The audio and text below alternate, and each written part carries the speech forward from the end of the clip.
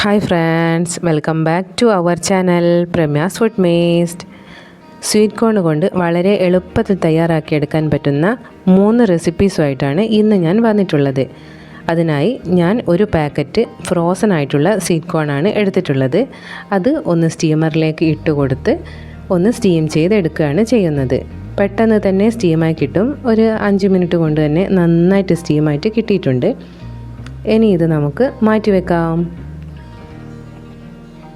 First recipe butter sweet corn. അതിനായി ഒരു കടായിലേക്ക് ബട്ടറാണ് ചേർത്ത് കൊടുക്കുന്നത്. ബട്ടർ ഒന്ന് മെൽറ്റായിട്ട് വരുന്നത് വരെ വെയിറ്റ് ചെയ്യാം.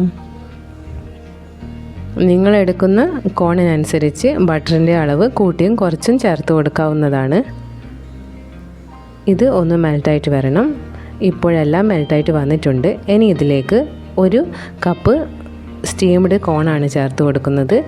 അത് ചേർത്ത് കൊടുത്തതിന് ശേഷം ഫ്ലേവറിനായി ഉപ്പുപൊടിയും കുരുമുളക് പൊടിയും ചേർത്ത് കൊടുക്കുന്നുണ്ട്.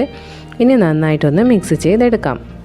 ഇത് മിക്സ് ചെയ്തതിന് ശേഷം ഇതിന് ഒരു ഗാർണിഷ് കിട്ടാനായിട്ട് ഒരു ചെറിയൊരു പീസ് ബട്ടർ കൂടി ഞാൻ ചേർത്ത് കൊടുക്കുന്നുണ്ട്.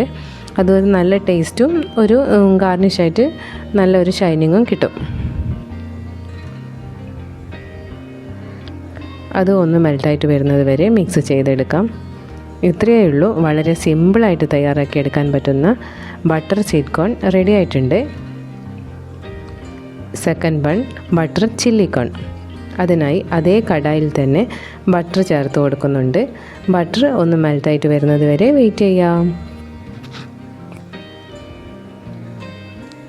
ഇപ്പോൾ ബട്ടർ മെൽറ്റായിട്ട് വന്നിട്ടുണ്ട്. ഇനി ഇതിലേക്ക് മസാലയായി റെഡ് ചില്ലി പൗഡറും സാൾട്ടുമാണ് ചേർത്ത് കൊടുക്കുന്നത്. അത് ചേർത്ത് കൊടുത്ത് ഒന്ന് ഇത് റോസ്റ്റ് ചെയ്തെടുക്കണം. പച്ചമണം മാറുന്നത് വരെ റോസ്റ്റ് ചെയ്തെടുക്കാം. സ്ലോ ഫ്ലെയിമിലാക്കി വെച്ച് വേണം റോസ്റ്റ് ചെയ്തെടുക്കാൻ, അല്ലെങ്കിൽ പെട്ടെന്ന് കരിഞ്ഞു പോകും.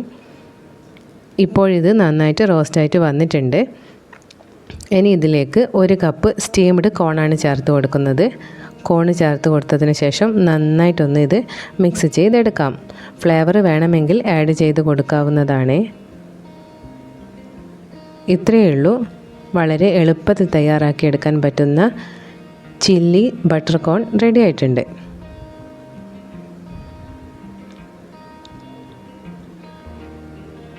ഇത് വളരെ സിമ്പിളായിട്ട് തയ്യാറാക്കിയെടുക്കാൻ പറ്റുന്ന റെസിപ്പീസാണ് ഞാൻ കാണിച്ചിട്ടുള്ളത്.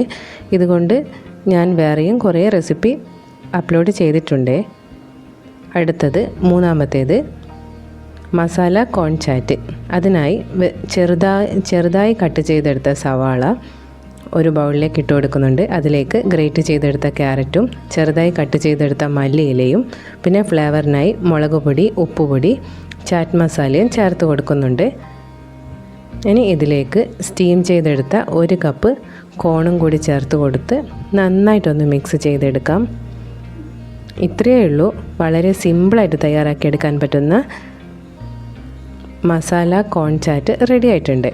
ഇനി നിങ്ങളുടെ കയ്യിൽ ചാറ്റ് മസാല ഇല്ലയെന്നുണ്ടെങ്കിൽ ഇതിലേക്ക് കുറച്ച് ഗരം മസാലപ്പൊടി ചേർത്ത് കൊടുക്കാം.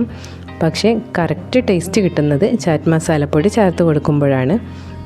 വളരെ എളുപ്പത്തിൽ തയ്യാറാക്കിയെടുക്കാൻ പറ്റുന്ന കോൺ കൊണ്ടുള്ള 3 റെസിപ്പീസാണ് ഞാൻ ഇന്ന് കാണിച്ചിട്ടുള്ളത്.